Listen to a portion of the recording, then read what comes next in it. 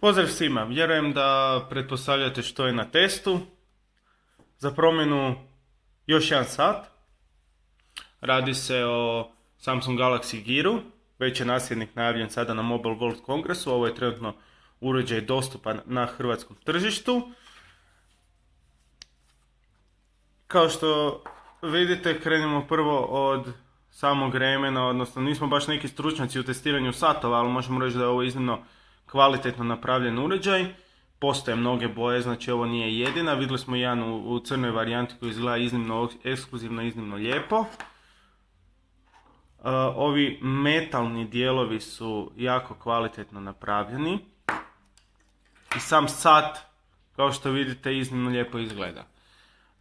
Što se tiče ekrana, on ima 320x320 piksela rezoluciju i ima AMOLED tehnologiju. Sam hardware unutra je vrlo impresivan za ovako malo uređaj. Znači radi se o 800 MHz procesorom koji ima 512 MB radne memorije.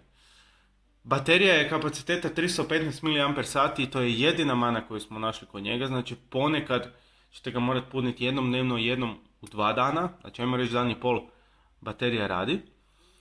Bondovski možete komunicirati. Znači ima mikrofon, ima zvučnik, kao i svaki hands free.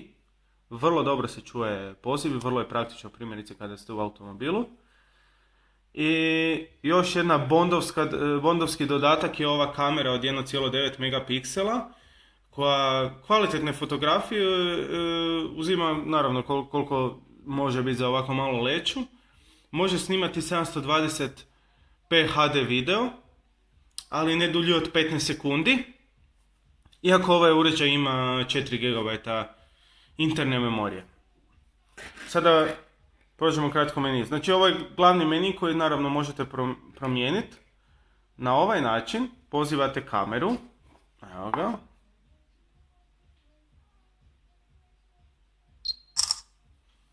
Kamera ima zvuk. Znači ovo je kamera. Kameru gasite tako da povučite prema dolje. U lijevo je nekakav meni koji sami si podesite. Kao što vidite idete kružno. Ne? Sad krenimo. Možete pristupiti kontaktima, možete pristupiti zadnjim telefonskim pozivima, možete još menadžirati različite druge aplikacije. Sve što radite i gasite prema gore. Standardne postavke vam omogućavaju da primjerice odaberete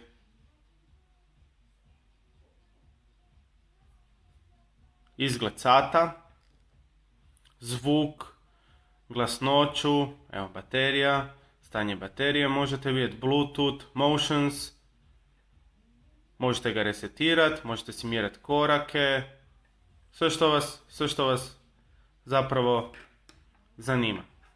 E sad, da bi ovo dobro funkcioniralo, potrebno je ovako nešto poput Galaxy Note 3, koji dolazi sa Samsung Galaxy Gear aplikacijom. Aplikacija ovdje.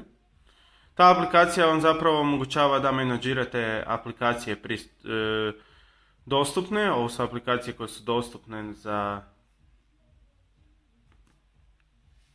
preuzimanje.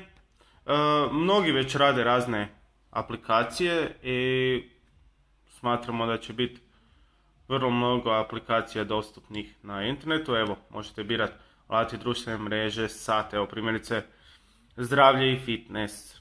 Ovo su sve aplikacije dostupne za Galaxy Gear. Sat, kakav god želite, svaki dan možete imati drugačiji izgled sata. Društvene mreže, naravno je tu Chaton, Glimpse, Mini, Foursquare, zapravo sve što vam je potrebno. Uređaj ima i Twitter i Facebook i sve. Znači sve što radite menadžirate ovdje, uređaj je spojen i to je to.